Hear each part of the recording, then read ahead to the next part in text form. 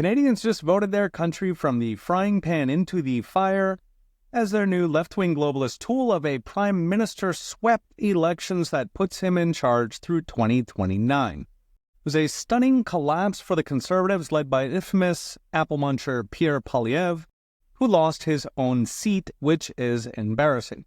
Just 3 months ago, Pierre was at 92% on prediction market Kalshi, and he was leading in the polls by as much as 27 points. So two things popped the bubble. First, the Liberals ditched the ridiculous Justin Trudeau for Mark Carney, a World Economic Forum tool who looks presidential on TV. Second, Donald Trump, whose insults and jibes about annexing Canada triggered a rally round the maple leaf at the expense of Poilievre, who Canadian media framed as Canada's Trump. Even with these, it was close. 338 Canada has Liberals at 43% and Conservatives at 39%. Still, Canada's electoral system means a small difference in the vote means a very big difference in Parliament, with Liberals projected to win over half of seats to a third for Conservatives. So what's coming for Canadians? It is not good. If Trudeau was a useful idiot for the globalists, Carney is a true believer. His advisors are pushing even higher mass immigration, so 500,000 per year for a country 1/9 the size of the U.S. On the economy, Carney is a champion of the World Economic Forum's agenda of more government spending, more racist DEI, more climate controls, and carbon taxes that will cripple Canadian businesses, especially in energy. Carney's been a passionate advocate of a CBDC, a central bank digital currency, which would replace physical cash with a government-controlled cryptocurrency that would give totalitarian control over the economy.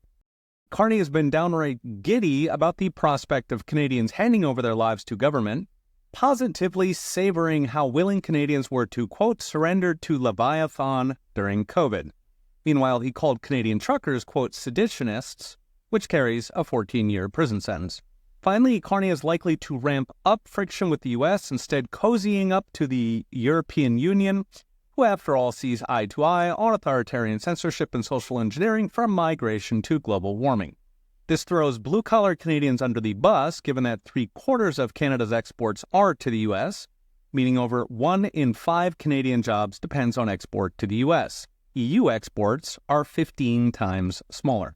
But I guess it gets Carney into some choice cocktail parties in Paris. So what's next? Brought to you by OnChain.com. 10 years of Justin Trudeau gutted middle-class Canadians, delivering West Virginia wages and San Francisco home prices. Wages in Canada are flat since 2016. Household debt is the highest in the G7. Economic growth since 2019, since the pandemic, is the lowest out of 50 developed countries. According to Stats Canada, 40% of middle-class Canadians are living hand-to-mouth, and according to Angus, almost half of Canadians are considering leaving the country. Zero Hedge sums it up. This is not new boss, same as the old boss. This is Carney will do much more harm to Canadians' jobs and incomes, to their rights and liberties, and to turn Canada into a country its people no longer recognize. Okay, we'll be watching. See you next time.